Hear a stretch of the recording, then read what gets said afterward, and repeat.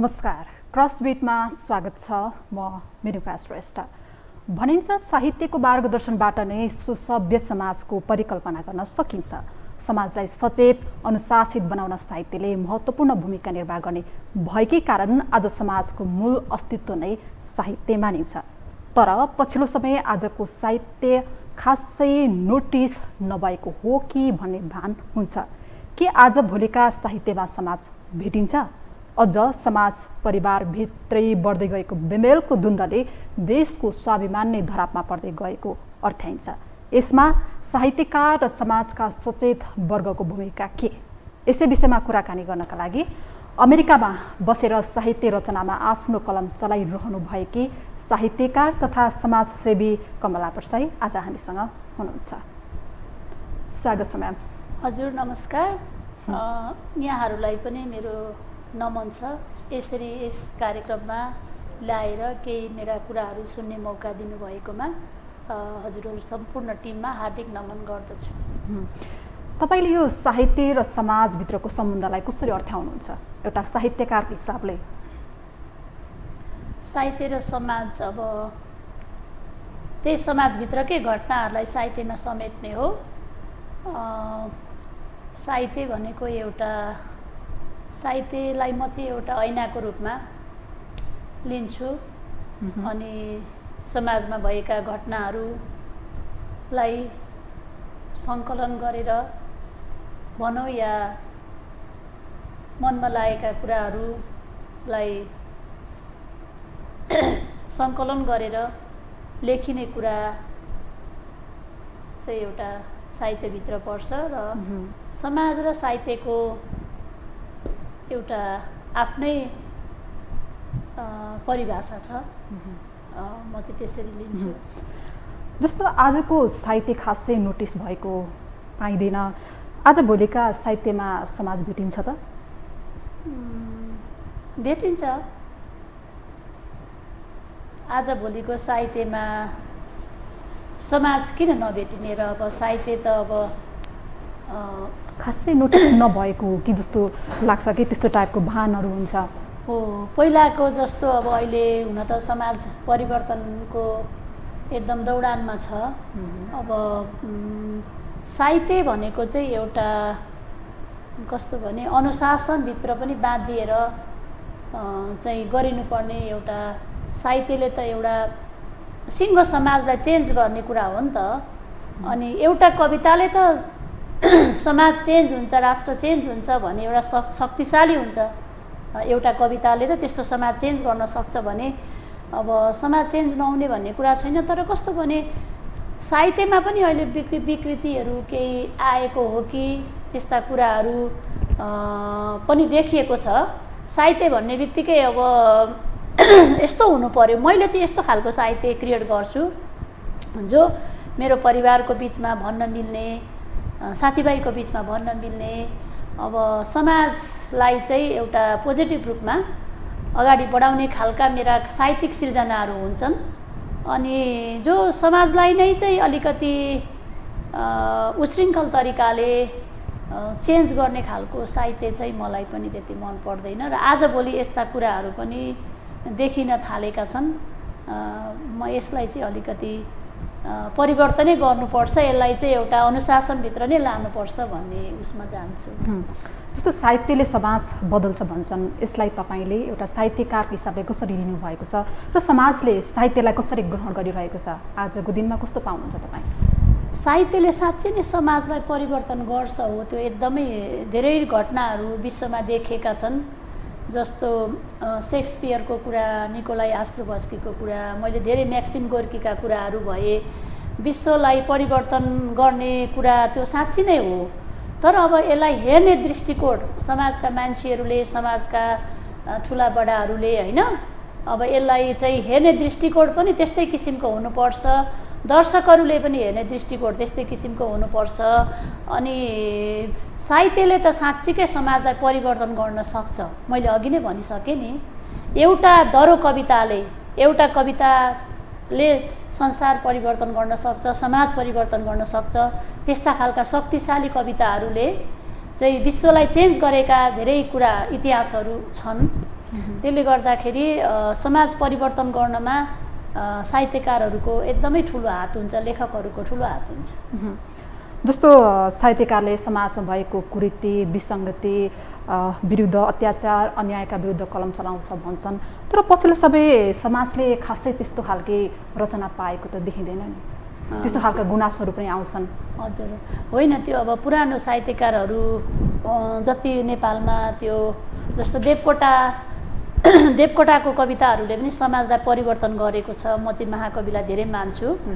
अनि आदिकवि भानुभक्त समाजले पनि त समाज परिवर्तन गरेको छ नि त, होइन? एउटा उहाँलाई त्यही भएर पुजिन्छ नि त अहिले, देवकोटालाई त्यही भएर पुजिन्छ। देवकोटाका कविताहरू यति शक्तिशाली थिए कि उहाँ त निबन्ध विधा र कविता विधामा चाहिँ महान हुनुहुन्छ, आज पनि अमर हुनुहुन्छ, होइन?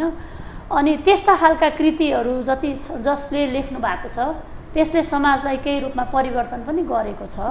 र केही कृतिहरूले चाहिँ जस्तो पढ्दाखेरि आजभोलि त धेरै जता पनि साहित्यकारहरू देखिनुहुन्छ, धेरै साहित्यकारहरू जन्मिनु भएको छ।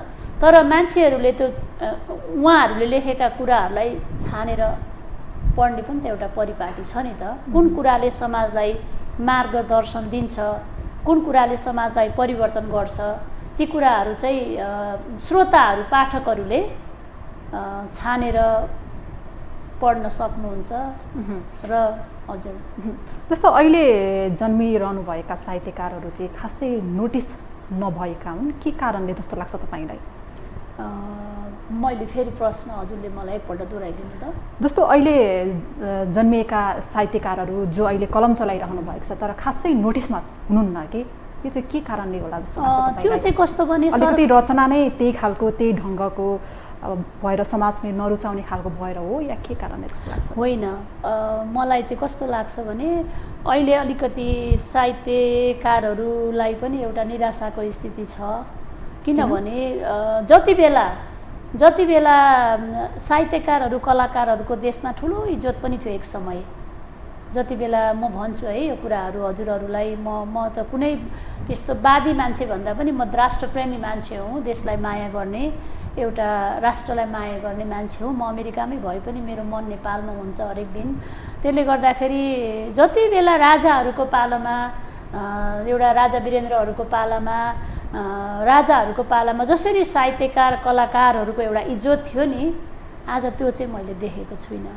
र यो चाहिँ कस्तो भने देशको शासन गर्नेहरूले पनि चिन्नुपर्छ के, लेखकहरूलाई चिन्नुपर्छ, चाहे स्वदेशमा हुन् चाहे विदेशमा हुन्। उहाँहरूले चाहिँ खोजी चाहिँ साहित्यकार, कलाकारहरू, राष्ट्रका गहनाहरू, खेलाडीहरू, यस्ता चिजहरूलाई, राष्ट्रका गहनाहरूलाई जुन देशमा रहे पनि उहाँहरूले खोजी चिन्नुपर्ने हो नि, त्यो चाहिँ छैन अहिले। त्यो चाहिँ साह्रै दुःख लाग्ने कुरा छ, होइन? त्यसले गर्दाखेरि लेखकहरू नभएको होइन, लेखकहरू छन्, नेपाली साहित्यकारहरू संसारमा जताततै छरिएका छन्, राम्रा साहित्यकारहरू पनि छन्। तर सरकारले हेर्ने दृष्टिकोण चाहिँ अलिकति कस्तो भने यहाँ त पार्टीको रूपमा के अरे भनौँ न, अब साहित्यकारहरू पनि अहिले त पार्टीले जन्माएको छ कि। साहित्यकार त एउटा लेखक शुद्ध हुनुपर्ने हो नि त। तर चाहिँ कोही अब अहिले त यहाँ त साहित्यकारहरू पनि पार्टीमा विभाजन छन्। कोही क्रान्तिकारी साहित्यकार, एमालेको पक्षकार, कोही काङ्ग्रेसको पक्षकार, कोही कसको पक्षकार। त्यो चाहिँ साहित्य क्षेत्रमा चाहिँ अलिकति त्यसलाई चाहिँ भिन्दै तरिकाले राखेर अगाडि बढ्दा राम्रो हुन्छ कि जस्तो लाग्छ मलाई। साहित्यकारहरूलाई पनि मेरो एउटा सुझाव। जस्तो अलिकति समाजको कुरा गरौँ, होइन? पछिल्लो समय परिवारभित्रै बेमेल, समाजभित्रै बेमेल भएर चाहिँ अझ परिवारभित्रको बेमेलका कारण चाहिँ परिवारै सखा भएका घटनाहरू पनि सार्वजनिक भइरहेका छन्। यस्तो खालको घटनाहरू किन बढिरहेका छन्? यसमा साहित्यको भूमिका के हुन सक्ला? साहित्यकारहरूको भूमिका, उनीहरूको रचनाले यो घटनालाई चाहिँ अलिकति निर्मूल पार्न कस्तो खालको भूमिका निर्वाह गर्नु पर्थ्यो होला? साहित्यकारहरू समाजमा बेमेल भन्नुभयो होइन? समाज परिवारमै चाहिँ एक खालको बेमेल भएर चाहिँ परिवारै ध्वस्त नष्ट भएका घटनाहरू पनि सार्वजनिक भइरहेछन् नि त। हजुर, त्यो चाहिँ कस्तो भने अहिले यस्ता घटनाहरू धेरै छन् समाजमा, होइन? अनि कस्तो भने सबभन्दा त मलाई चाहिँ अब मिडियाकर्मीहरू कति राम्रो पनि हुनुहुन्छ, मिडियाकर्मीहरूको पनि यसमा चाहिँ के दोष हो कि सबै मिडियाकर्मीहरूलाई म दोष दिन्न होइन।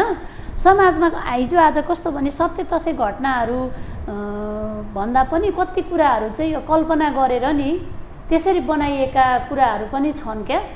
त्यसले गर्दाखेरि अब यसमा चाहिँ हरेक हामी मनुष्यहरूले यसलाई ध्यान दिनुपर्ने, जस्तो जर्नालिस्टहरूले, लेखकहरूले, सबैले समाजको विमेल जुन यस्तो भइरहेका विभेदका कुराहरू छन्, हामी सबैले आफ्नो आफ्नो पक्षबाट चाहिँ यसलाई चाहिँ निर्मूल पार्नको लागि हामीले कदम चलाउनुपर्छ। सकेको कुराहरू, जानेको कुराहरू, राम्रा पक्षहरूलाई चाहिँ उजागर गर्नुपर्छ, लेख्नुपर्छ जस्तो लाग्छ मलाई। जस्तो समाजमा हुने यस्ता घटनाबाट चाहिँ कसरी अलग्गिने, यो यस्ता खालका घटनाहरूलाई चाहिँ निर्मूल पार्नका लागि चाहिँ हामीले कसरी यस्ता खालका घटनालाई चाहिँ कसरी ट्र्याकमा ल्याउन सक्छौँ त? त्यसो भए ट्र्याकमा ल्याउनलाई अब जस्तो समाजमा घट्ने घटनाहरू भन्नुभयो नि, जस्तो अब हाम्रो संस्कृति संस्कार भन्ने कुरा जुन छ नि, त्यो कुराहरू चाहिँ हाम्रा जुन अग्रजहरूले सिकाएका कुराहरू, अग्रजले पढाएका पाठहरू, शिक्षाको कुराहरू भयो, जुन कति कुराहरू चाहिँ एजुकेसन भन्ने कुराहरू आउँछ नि, तर हाम्रा चाहिँ अग्रजहरूको त्यो अनुभवै एउटा एजुकेसन हो नि त। अग्रजहरूले सिकाएको, उहाँहरूले भोगेको अनुभवहरू नै एउटा शिक्षा थियो। अनि अनुशासन, परिवारमा अनुशासन होइन, समाजमा अनुशासन, देशमा अनुशासन भन्ने कुराहरू, ती पुराना कुराहरू हामीले बिर्सदै गयौँ के। अनि ती पुराना कुराहरूलाई अङ्गीकार गरेर हाम्रो संस्कार संस्कृतिलाई सबै कुराहरूलाई मान्दै गयौँ भने त यस्ता घटनाहरू घट्दैनन् नि त। किनभने यस्ता घटनाहरू घट्नुको पछाडि भनेको हाम्रा पहिलाका ती राम्रा पक्षीहरूलाई हामीले बिर्सदै गयौँ नि त। अनि अर्काको सिको सिक्दै गयौँ के हामीले। अनि अर्काको सिको सिक्दै जाने कुरामा चाहिँ अरूको कुरालाई चाहिँ हामीले लिँदै गयौँ, हाम्रा राम्रा पक्षीहरूलाई चाहिँ हामीले बिर्सदै गयौँ के। यस्ता कारणहरूले गर्दा पनि समाजमा चाहिँ यस्ता घटनाहरू घट्न थालेका हुन् कि जस्तो पनि लाग्छ मलाई। यस्ता घटनाहरू निर्मूल पार्नका लागि एउटा साहित्यकारहरूको रचना अर्थात् उनीहरूको कलम चलेको खोइ, उनीहरूको समाजमा भूमिका खोइ कहाँ देखियो? होइन, छन् यस्ता घटनाहरू। मैले आज मेरो एउटा कृति ल्याइन है, मैले हालसालै लेखेको मेरो किताब छ एउटा, सिमाना भन्ने दाइलाई पनि मैले अस्ति दिएको थिएँ। त्यो सिमाना सङ्ग्रह मेरो जुन एउटा किताब छ, अहिले यस्तो हलचल मचिएको छ त्यो किताबले। तपाईँको यो रत्न पुस्तक भण्डार, साझा प्रकाशन, बिएन पब्लिकेसनहरू जस्तो ठाउँहरूमा मैले जताततै एकदम श्रोताहरूले किनेको देखेँ कि। त्यस्ता किताबहरू, त्यस्ता लेखहरूले पनि समाज परिवर्तन गर्न सक्छ क्या। यस्ता धेरै लेखकहरूका छन्। अनि राम्रा किताबहरू चाहिँ खोजी जस्तो मिडियाहरूबाट पनि वाचन गर्ने होइन, राम्रा पक्षीहरू मिडियाहरूबाट वाचन गर्ने, गोष्ठीहरू, पाठशालाहरू यस्तो चाहिँ समाजमा यस्ता घटनाहरू घट्न नदिनको लागि महिना दिनमा गोष्ठीहरू गर्ने, यस्तो सकारात्मक तरिकाको होइन। अनि पाठशालाहरू त्यस्तो गर्ने, खोल्ने, ट्रेनिङहरू लिने होइन, कसरी यस्ता घटनाहरू समाजमा नघट्ने भन्ने खालका चाहिँ हरेक बुद्धिजीवीहरूले आर्टिकलहरू जानेको कुराहरू लेख्ने, पत्र पत्रिकाहरूमा निकाल्ने, आफूले जानेको अनुभवलाई चाहिँ सेयर गर्ने के। राम्रा पक्षीहरूलाई चाहिँ सेयर गर्यो भने पनि समाजमा केही त्यस्ता घटनाहरू चाहिँ कम हुन्छ कि जस्तो लाग्छ मलाई। तपाईँको समय चाहिँ बढी तपाईँ केमा खर्चिनुहुन्छ? जस्तो अलिकति व्यक्तिगत कुरा गरौँ, साहित्यमा समय बढी खर्चिनुहुन्छ, तपाईँलाई बढी इन्ट्रेस्ट अर्थात् यो समाजसेवामा केमा छ तपाईँको? साहित्य मेरो छुट्टै पाठ हो। म सबभन्दा खुसी त समाजसेवा गर्नमा खुसी हुन्छु होइन। मलाई चाहिँ कस्तो भने बाँचुन्जेल मलाई जति सकिन्छ समाजसेवा गर्न मन लाग्छ। त्यतातिर मेरो समय, मैले बाँकी रहेको समय जुन आफ्नो एउटा दैनिक होइन उसबाट रहेको समय मैले समाजसेवामा लगाउँछु। तर मेरो खुसी चाहिँ अब तपाईँको साहित्य लेखनमा पनि त्यतिकै छ। जस्तो साहित्य र समाजसेवामा लाग्न चाहिँ तपाईँलाई केले प्रेरित गर्यो? जस्तो नेपालमै बसेर पनि त यो खालका क्रियाकलापहरू त गर्न सक्नुहुन्थ्यो होला, तपाईँ जतिको व्यक्तित्वले बाहिर अमेरिका नै तपाईँले किन सोच्नुभयो, छान्नुभयो?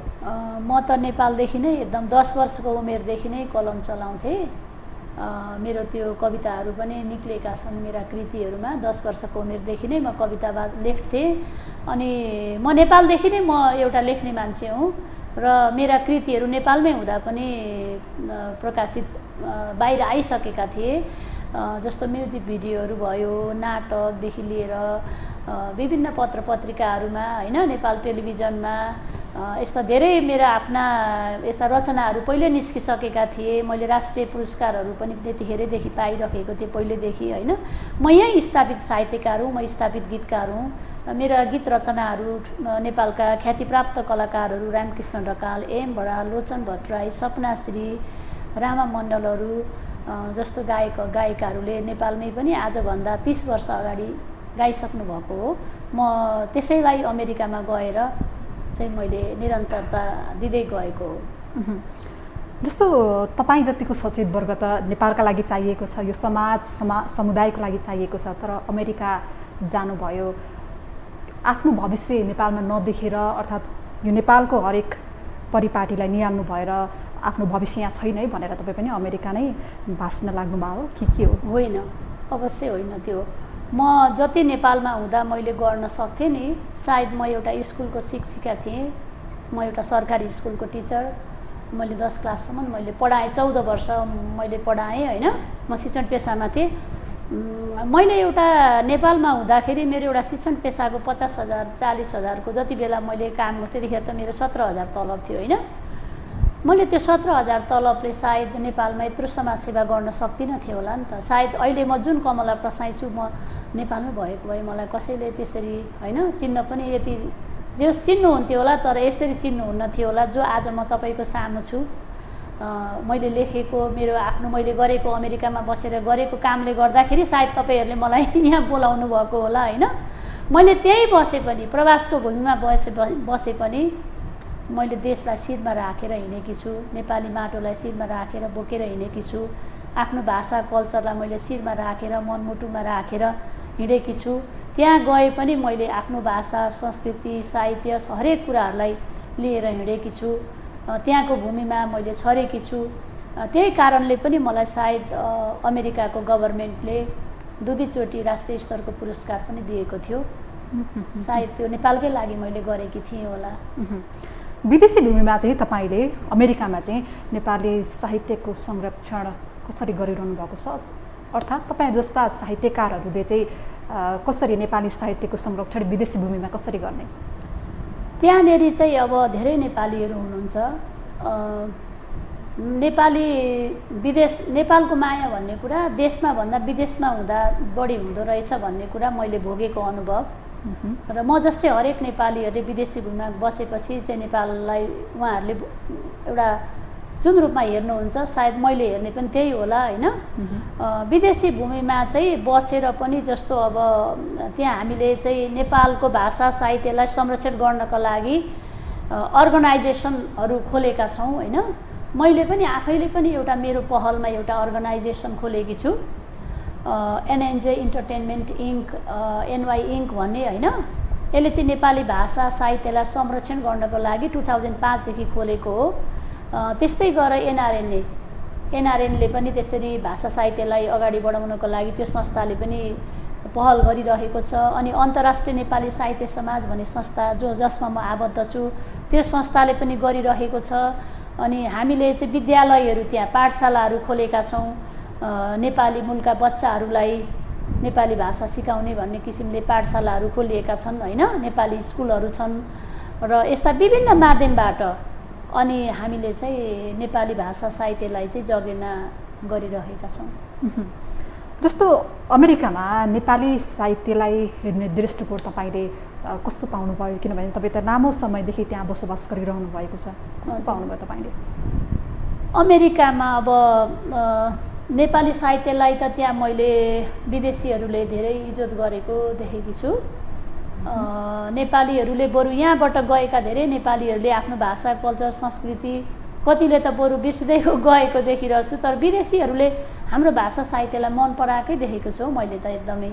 म एकदमै उनीहरू हाम्रो यो कल्चरसँग चाहिँ नजिक आउन खोज्छन् के, हाम्रो कल्चर हाम्रो सबै कुराहरू धेरैले मन पराउँछन्। त्यहाँ चाहिँ मैले चाहिँ त्यस्तो पोजिटिभ एउटा देखेको छु होइन।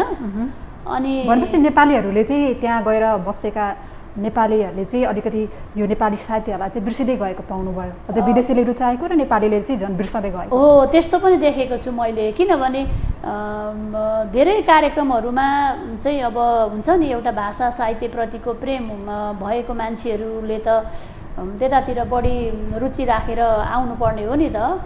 तर त्यहाँ भएका सायद कामको व्यस्तताले गर्दा पनि होला त्यो होइन। अब विदेशी भूमिमा परिवार पाल्नै पर्यो, काम गर्नै पर्यो, खानै पर्यो होइन, यता नेपालतिर पनि खर्च वर्च पठाउनै पर्यो, समयको व्यस्तताले गर्दा हो कि के हो, अलिकति चाहिँ इन्ट्रेस्ट चाहिँ घटेको पनि देखेको छु। तर अब त्यो सायद मेरो अनुमान नमिल्न पनि सक्छ, हरेक कारणहरूले पनि हुनसक्छ। पछिल्लो समय डिजिटल युगको विकास भएसँगै यो किताब पढ्ने बानीको अलिकति विकास छैन, यो चाहिँ पढ्ने बानी चाहिँ हराउँदै गइरहेको छ कि। यो संस्कारलाई, यो विकासलाई एउटा साहित्यकारको हिसाबले तपाईँले यो संस्कारलाई कसरी लिनुभएको छ? किताबहरू जस्तो अब किताबै पढ्ने बानी भन्दा नि अनलाइनबाट पनि त पढ्न त्यो होइन पढ्न सकिन्छ नि त। अहिले त अब अनलाइनको जमाना छ होइन। किताबै बुकै चाहिँदैन नि त पढ्नको लागि। अहिले संसार कति सानो भइसक्यो होइन। अनि त्यसले गर्दाखेरि किताब पढ्नको फराकिलो भइसक्यो। त्यसले गर्दाखेरि किताबै बुकै पढ्नुपर्छ भन्ने छैन। त्यसलाई चाहिँ हामीले अनलाइनबाट अब मिडियाहरू अहिले कति निस्केको छ होइन। त्यसरी नै हाम्रो कृतिहरूलाई पनि त्यसरी चाहिँ प्राप्त गर्न सकिन्छ। अहिले यसलाई हामीले विकासको रूपमा चाहिँ अर्थ हुन सक्छ। विकासको रूपमा हजुर। अब त्यसलाई सबै अहिले संसार कस्तो अब अर्कै सानै भनौँ न फराकिलो भइसकेको छ र यसलाई चाहिँ पढ्नको लागि बुझ्नको लागि धेरै चाहिँ आइडियाहरू छन्, धेरै विकासका बाटाहरू अहिले इन्टरनेटको जमाना होइन, हरेक किसिमबाट प्राप्त गर्न सकिन्छ। किताबै राखेर पढ्नुपर्छ भन्ने छैन। जस्तो पछिल्लो समय यो सोसाइटी समाज एक्लिँदै गइरहेको पाइन्छ कि, यसमा तपाईँको बुझाइ कस्तो के छ? हजुरले के भन्नुभयो? पछिल्लो समय सोसाइटी समाज एक्लिँदै गएको छ कि, यसमा तपाईँको बुझाइ कस्तो छ? जस्तो एक्लै बस्न मन गर्ने मानिसहरू आफ्ना बाआमालाई वृद्धाश्रममा लगेर राखिदिने त्यस्तो खालका परम्परा घटनाहरू वृद्धि भइरहेका छन् होइन। यसमा तपाईँको बुझाइ के छ? त्यो मानिसहरू यो समाजमा एक्लै बस्न चाहन्छ? त्यो त मैले अघि नै भने नि, एउटा अघि नै पनि भनिसकेँ मैले। हामीले अरूको सिको धेरै सिकेर अरूले चाहिँ आफ्नो कल्चर संस्कृतिलाई बचाएर राखेका घटनाहरू छन् होइन। मैले अमेरिकामा पनि त्यस्तो देखेको छु के, जस्तो अब पुराना कुराहरू सबै संरक्षण गरेर राख्ने के होइन, सबै तोडफोड नगर्ने, सबै जोगाएर राख्ने आफ्ना पुराना कुराहरू, आफ्नो कल्चरका कुराहरू, संस्कृतिका कुराहरू यसरी राखेका छन् नि त्यहाँनिर जोगाएर। हामीले चाहिँ के गर्दै गयौँ भने हाम्रा पुराना कुराहरूलाई तोडफोड गर्ने, फुटाउने, भत्काउने, बन्द गर्ने, अनि अरू मुलुकहरूका कुराहरूलाई चाहिँ बढी चाहिँ त्यस्तै बन्न खोज्ने खालका नक्कलीपनहरू बढी गर्दै गएको भएर चाहिँ यस्ता खालका घटनाहरू पो बढी भएका हुन् कि, नत्र भने हाम्रो परिवारमा पुराना कुरा मान्ने मान्छेहरूले त्यस्तो घटनाहरू त घटेका छैनन् नि त। जस्तो मेरो परिवारमा हेर्छु, मेरो माइतीमा हामी एउटा संयुक्त परिवार, ठुलो परिवारमा हुर्क्यौँ होइन, दिदीबहिनीहरू धेरै, अनि माइतीमा भाउजूहरू, आमा बुवा। जस्तो मैले अलिकति राजनीति, अलिकति तपाईँ समाजसेवामा पनि निकै सक्रिय हुनुहुन्छ होइन। तपाईँले केही दिन अगाडि स्वतन्त्र जनप्रतिनिधिलाई सम्मान पनि गर्नुभएको थियो। देशमा स्वतन्त्रको लहर चलेको छ, यसलाई तपाईँले कसरी हेरिरहनु भएको छ? अब म त लेख्न पनि स्वतन्त्र लेख्न मन परा, म त्यस्तो खालको अब मान्छे होइन। अब पार्टीले खासमा अहिले अब हुन त अहिले मैले भन्नुपर्दाखेरि मलाई सबैभन्दा मनपर्ने नेता अहिले बिपी गणेशमान, मनमोहन, कृष्णप्रसाद भट्टराईहरू मन पर्थ्यो होइन नेपालको लिडरमा। अनि उहाँहरू जस्तै एउटा अहिले अर्को लिडर मैले भेटेको छु, राजेन्द्र लिङ्गदेन। उहाँ चाहिँ मलाई एकदम मनपर्छ होइन। उहाँले चाहिँ आफ्नो भाषा, कल्चर, संस्कृति बचाउनुपर्छ भनेर हिँडिराख्नु भएको छ होइन। अनि हर्क साम्पाङ र बालेन शाह उहाँहरूको चाहिँ एउटा जुन एउटा भिजन नि एकदमै मन पर्यो क्या, स्वतन्त्र भए पनि। किनभने उहाँहरूले पार्टीले काम गरेको धेरै हेर्नुभयो होला नि त, अनि जनताले पनि कि अब पार्टीले चाहिँ नहुने रहेछ भन्ने सोचेर चाहिँ के सोचेर हो उहाँहरूलाई जिताउनु भयो होइन। अनि स्वतन्त्र भएर पनि त उहाँहरूले त केही राम्रो काम गर्नु त खोजिराख्नु भएको छ नि त, समाजलाई राम्रै काम गरिराख्नु भएको छ बालेन शाहले, हर्क साम्पाङले होइन। अनि पार्टी राम्रो काम गर्नको लागि पार्टी मात्रै पनि जरुरत त पर्ने रहेनछ भन्ने कुरा चाहिँ उहाँहरूले उदाहरण पनि दिँदै हुनुहुन्छ, गर्दै हुनुहुन्छ, र हामी सबैले उहाँहरूलाई साथ पनि दिनुपर्छ। हस्, आइदिनु भयो, समयको लागि यहाँलाई धेरै धेरै धन्यवाद। हजुर नमस्कार। मलाई पनि यस कार्यक्रममा बोलाएर मेरा केही शब्दहरू सुन्ने मौका दिनुभएकोमा सम्पूर्ण टिमलाई हार्दिक नमन गर्दछु। धन्यवाद। हस् त, आजका लागि क्रसबिट यति नै। हामी सबैलाई बिदा दिनुहोस्। यो टेलिभिजन हेर्दै गर्नुहोला। नमस्कार।